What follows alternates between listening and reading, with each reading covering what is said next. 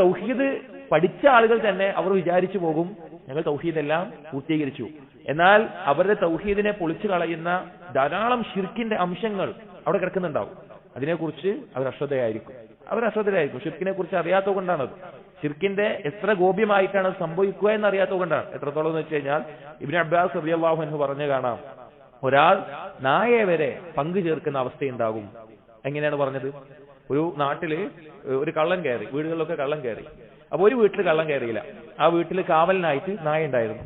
അപ്പൊ അയാൾ പറയാണ്, ലൗലാ അൽ കൽബു ലസുരിഖന ലൈലത, ആ നായയെ മാത്രം ഉദ്ദേശിച്ചുകൊണ്ട് അത് പറയാൻ, ഈ നായ ഇല്ലായിരുന്നെങ്കിൽ നമ്മൾ എന്തായാലും നമ്മുടെ വീട്ടിലും കള്ളൻ കയറുമായിരുന്നു.